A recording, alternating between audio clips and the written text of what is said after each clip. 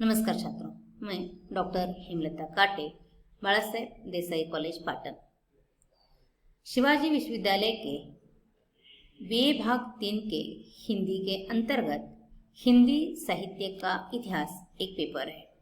उसमें अनेक संत कवियों का अध्ययन रखा गया है। उसमें से मराठी संत कवि नामदेव जी का भी अध्ययन या उनका परिचय अध्ययन के लिए रखा गया है। नामदेव जी मराठी संत कवि, कीर्तन के माध्यम से समाज तक ज्ञान की धारा ले जाने वाले।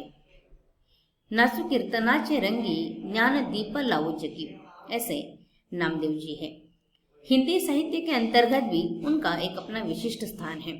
अतः हिंदी के उनके जो पद है या हिंदी के अंतर्गत उन्होंने जो निर्गुण ईश्वर भक्ति का गुणगान किया है, उसके माध्यम से नामदेव जी का हिंदी साहित्य के संत कवि के रूप में भी उनका स्थान हिंदी साहित्य में आता है। अतः आज हम यहाँ उनका सामान्य परिचय देख लेंगे। जैसा कि मैंने आपको बताया था, किसी भी साहित्यकार का अध्ययन या किसी भी साहित्यकार का परिचय हम 3 रूपों में देखते हैं। उसी प्रकार नामदेव जी के जीवन परिचय के अंतर्गत भी हम उनका परिचय 3 रूपों में ही देख लेंगे। सबसे पहले जीवन वृत्त, दूसरा व्यक्तित्व और तीसरा कृतित्व। नामदेव जी का जीवन वृत्त। जीवन वृत्त के अंतर्गत हम हमेशा उनकी पारिवारिक जानकारी देखते हैं। उसी प्रकार नामदेव जी का परिवार किस प्रकार रहा, इसकी जानकारी यहाँ हम देख लेंगे। उनका जीवन वृत्त। नामदेव जी का पूरा नाम नामाजी दामाजी रेड़ेकर। उनका जन्म ईस्वी सन 1270 में परभनी के पास नरसीबामनी नामक गांव में हुआ। शके के अनुसार 1192। उनके जन्मस्थल के बारे में भी विद्वानों में मतभेद मिलते हैं। प्रारंभ में उनका जन्मस्थल कराड़ के नजदीक जो बहन नरसिंहपुर गांव है यह बताया जाता था, परंतु केशवराव कोरटकर जी ने यह सिद्ध किया है कि नामदेव जी का जन्मस्थल परभनी के पास नरसीबामनी नामक गांव ही है।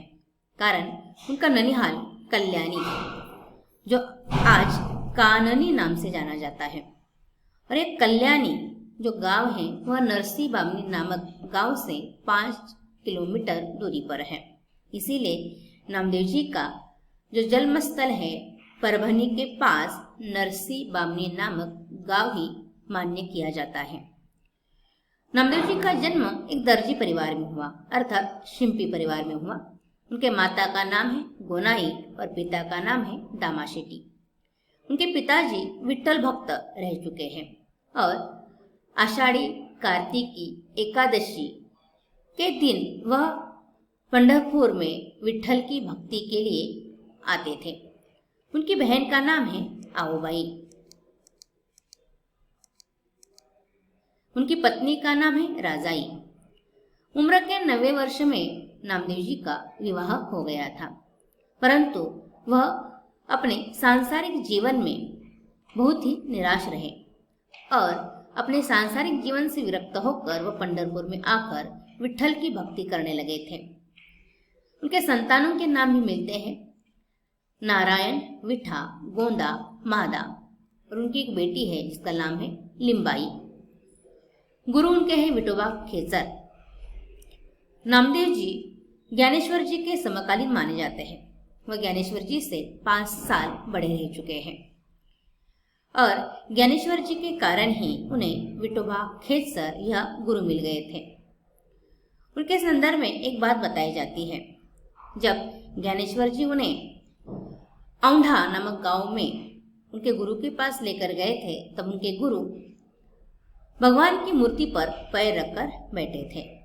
तब नामदेव जी को बहुत गुस्सा आता है। वो उन्हें पैर हटाने के लिए कहते हैं, तो वह कहते हैं यहाँ भगवान कहाँ पर नहीं है, मुझे बता दो, मैं वहीं पर पैर रख दूंगा। इस प्रकार नामदेव जी के गुरु विठोबा खेचर बन जाते हैं।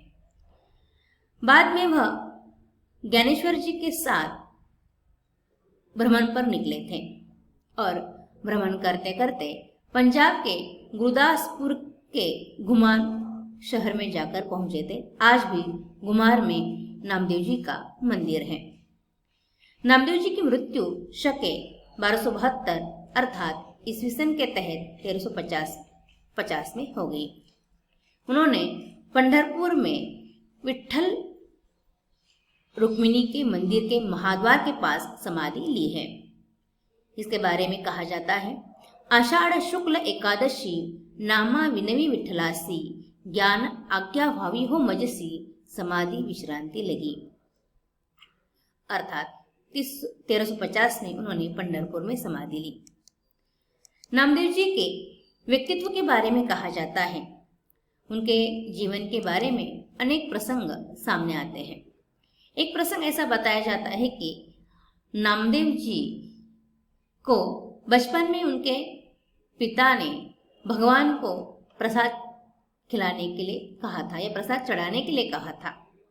तब जब तक भगवान प्रसाद नहीं खाते तब तक नामदेव जी भगवान के सामने नहीं उठेंगे, ऐसा कहते हैं। वह राह देखते हैं और आश्चर्य की बात स्वयं विठ्ठल भगवान वहां आकर प्रसाद खाते हैं।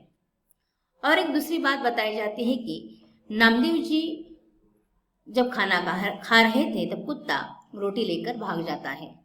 तब वह सूखी रोटी कैसे खाएगा यह सोचकर नामदेव जी उसके पीछे पीछे घी लेकर भागते हैं।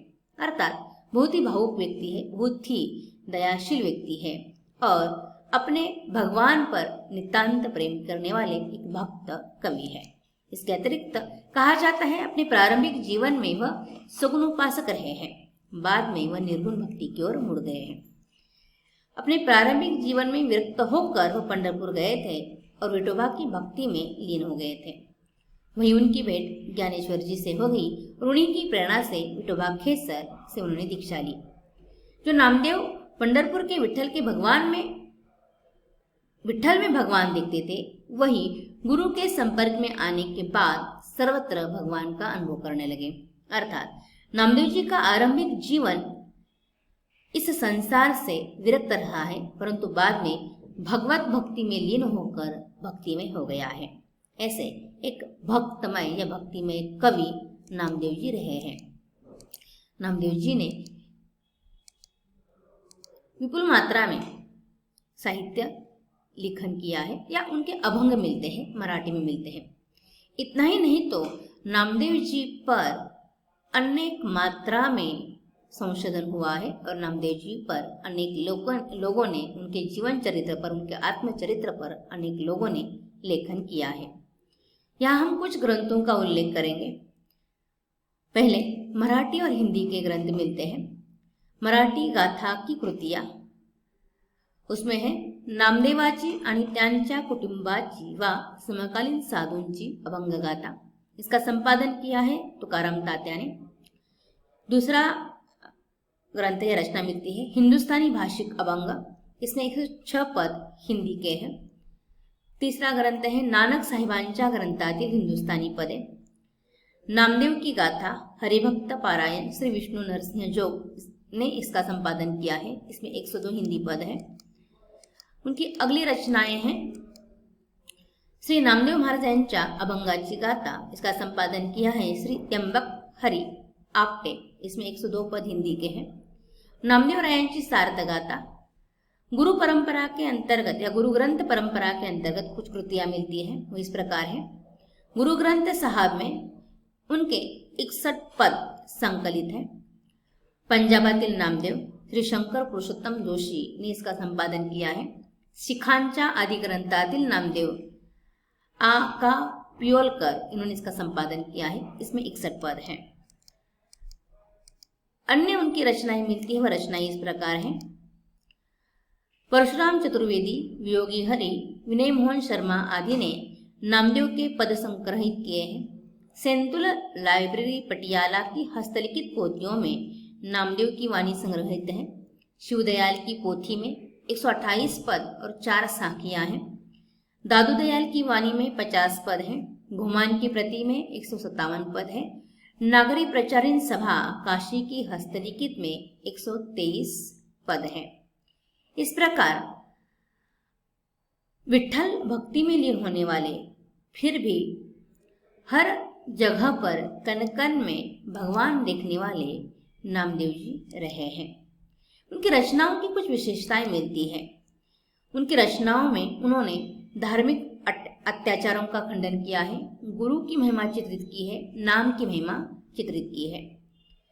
वह आत्म तत्व जो भीतर है, बाहर है, सर्वत्र है, दूर नहीं, निकट है, स्थिति का परिचय नामदेव जी ने बिल्कुल साधारण भाषा में दिया है।